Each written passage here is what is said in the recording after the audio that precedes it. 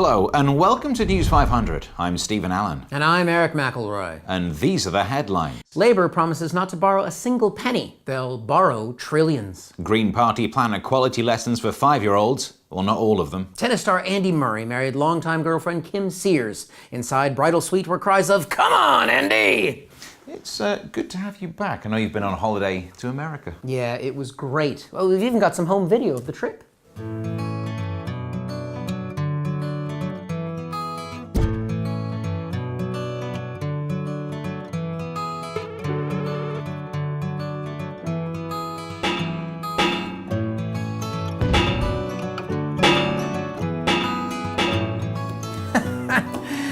It's a good thing I'm not black or they would have shot me.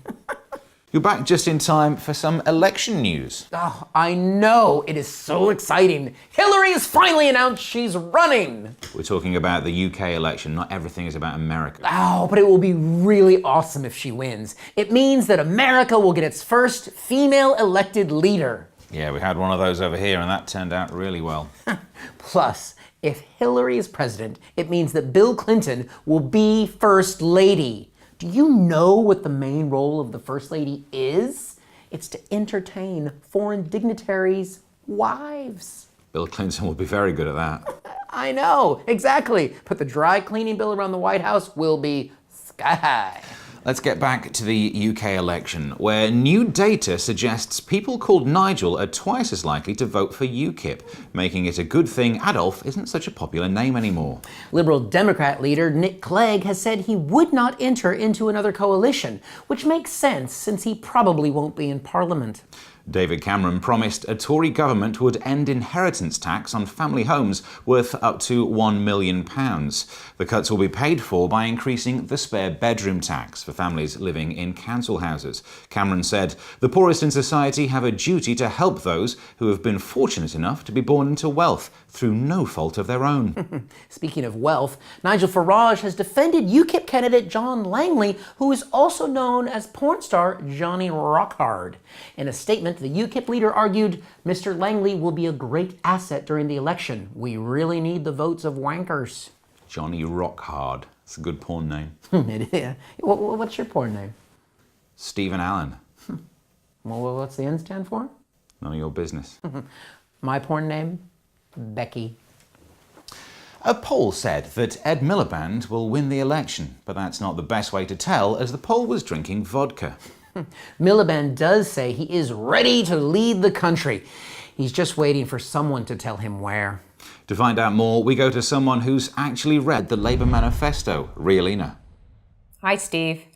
So, Ria, enlighten us. Is the manifesto full of blue sky thinking? No, can't be. I downloaded it from the cloud. But actually, it's really quite pragmatic. For example, rather than have 3 separate health systems for mental, physical, and social care, they want to have one system that deals with the whole. My doctor keeps trying to deal with my whole. Isn't that effectively what we have now, though? No, they want to create a system that deals with the neurological, health, and social aspects of patient care. And what would they call it? No idea, it didn't say. But other policies include a plan to use an army of volunteers to watch children after school. Anyone who wants to work with children shouldn't be allowed anywhere near them. You'd have to be mad to. But it could be like care in the community. They could use the mental health patients to look after the kids. It would solve the manpower issue, and they'd both enjoy the free crayons. But most excitingly, they are promising to take a whole family approach to policymaking, which I think means David Miliband's coming back. So what's the overall take-home message? Well, it's a whole approach to health, whole approach to family. Sounds like their manifesto is full of holes.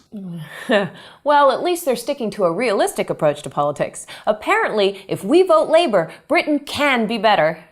Not will be, just can. Thanks, Ria. What a hole. In non-election news, a policeman was caught on camera shooting an unarmed black man as he ran away. His boss said the officer made a bad decision. He should have used more caution and made sure no one had a video phone. CCTV footage on the Daily Mirror website of the Hatton Garden heist showed burglars using wheelie bins to remove gems. Police haven't made any arrests, but the council have fined the thieves for using the wrong bins. It seems the Daily Mirror knew quite a lot about the heist, making it look like they were involved. Don't be surprised if next week's giveaway is something sparkly. Ooh.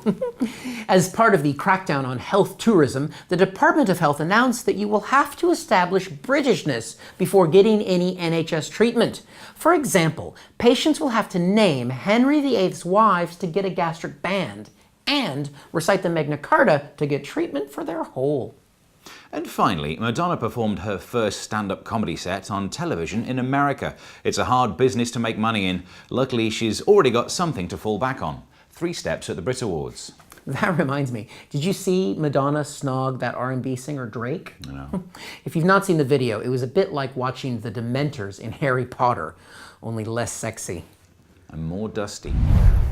That's it for this week's News 500, the week's news in 500 seconds.